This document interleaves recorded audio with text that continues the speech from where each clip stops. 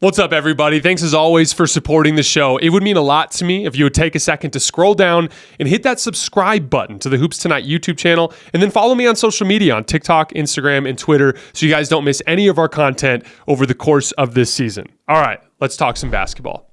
All right, moving on to Suns Bucks. This was an interesting game because what if I told you that Phoenix took 50 jump shots in this game? They got 65 points out of them, so 1.3 points per jump shot. And they got blown out.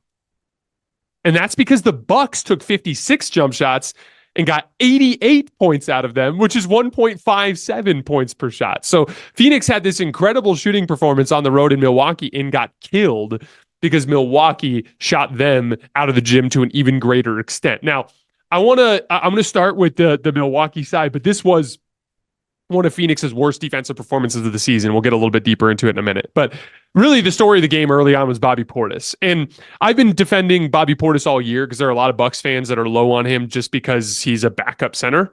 And, you know, backup, anybody in the league who's a backup is a backup for a reason, right? Like if Bobby Portis was everything he is offensively, but like less prone to cold spells and just way better defensively, then he's making $25 million a year and he's starting for somebody.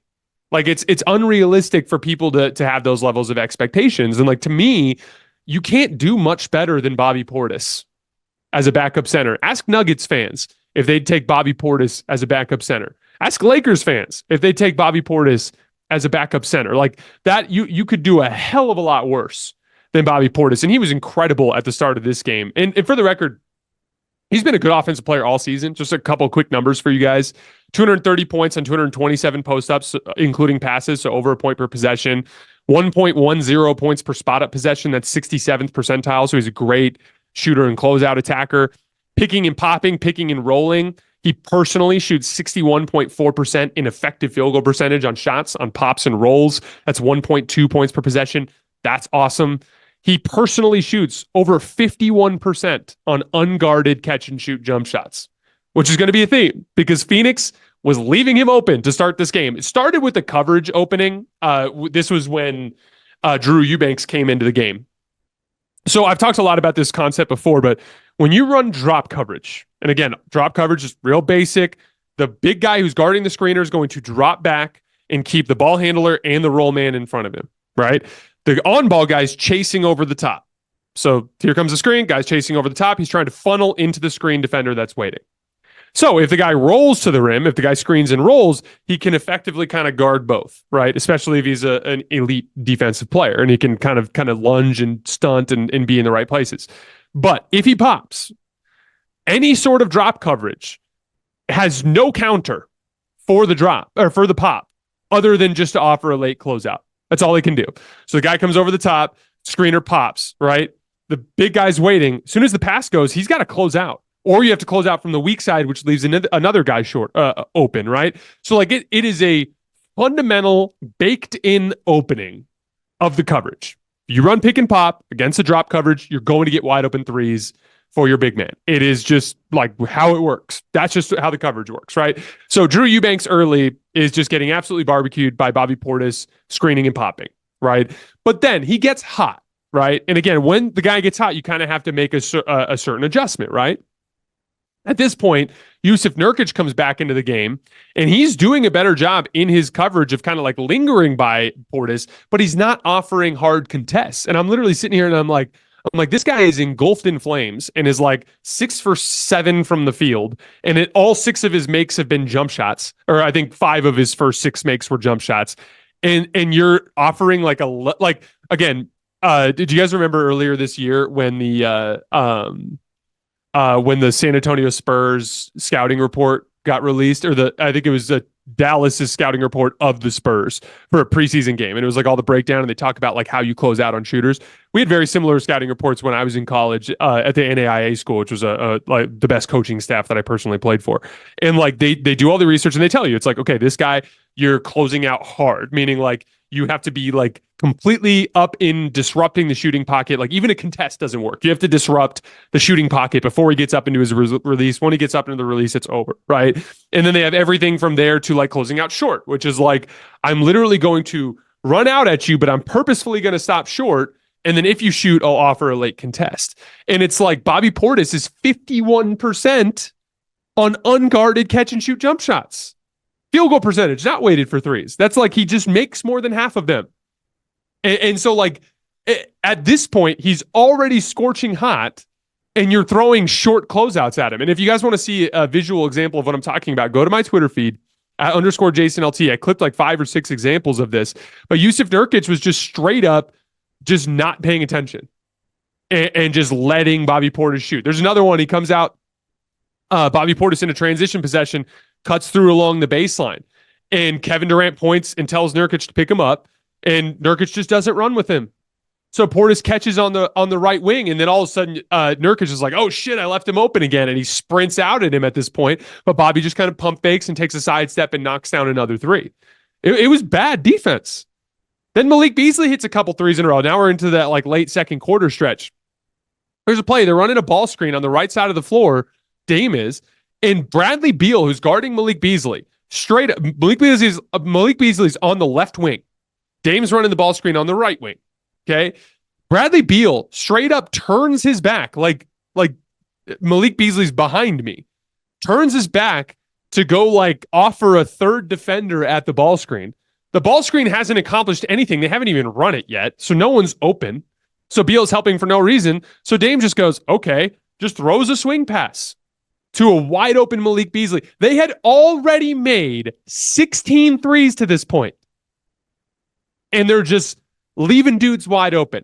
Malik Beasley, by the way, went into the night as the 9th best three-point shooter in the entire NBA, right? After that, Vogel tries a little bit of zone. They run like a 3-2 zone, which a 3-2 zone, the way it looked like they were, I think what Frank Vogel was thinking in this 3-2 zone was essentially having all 5 three-point shot spots occupied. But again, it's about execution. Kevin Durant's in the left corner guarding in the 3-2, but because it was unoccupied, he kind of started down at the block. Malik Beasley runs to the corner, and KD's just too slow getting out there. And Malik Beasley gets open again. He had just made that 3 beating Bradley Beal. Now they're down 22 points and the game's over. Like it was honestly one of Phoenix's worst defensive performances of the season. And they again, we talk a lot about shooting luck and look, I want to be clear. I do believe that there's a variance element to shooting, and we'd be all foolish to pretend that that doesn't exist. But there are so many different things that factor into it that go way deeper than just nearest defender. And it's you let a guy get comfortable, you let a team get comfortable with wide open looks. And then even when you do start offering token contests later that qualify as the defender got within, whatever distance, but it doesn't matter because they're confident, they're in rhythm, and there's a difference between being there on time and being there late. Because if you get there and you get the hand up, but you didn't actually disrupt the fluidity of the upward shooting motion, it's gonna go in when they're like that. Even further, I've seen teams that can concede shots into teams missing, but they're like teams that drag games down into the mud. Teams that are super physical and they kick your ass for 48 minutes to where even when you're wide open, you're exhausted and you can't knock the shots down. Phoenix is not one of those teams. They're not physically imposing like that. They're not going to be a team that can get away with packing the paint and leaving guys open. They're going to have to be better about getting out to shooters. So Phoenix goes on a run. They get it back to 6 on an Eric Gordon kind of janky pump fake give and go situation where he kind of takes goes up like he's going to take a bad shot, nearly gets blocked, throws it down to the block, cuts down, gets a little layup. It's 100-94. So they get it down to 6. There was a minute and some change left in the third quarter when that shot went in. Milwaukee went into the fourth quarter up 15. They turned it from 6 to 15 in less than 2 minutes. And it was mostly Dame.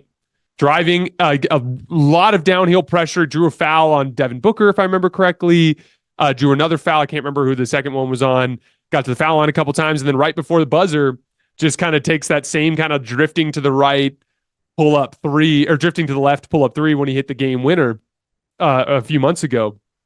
But just a quick little flurry from Damian Lillard, and whatever run or hope that Phoenix had to get back in the game was gone like that. And I do think it's interesting that Dame has looked a lot more in rhythm in these games that Giannis has been out. And to me, that's a strong indicator that more of his issues this year have been about rhythm rather than about his decline.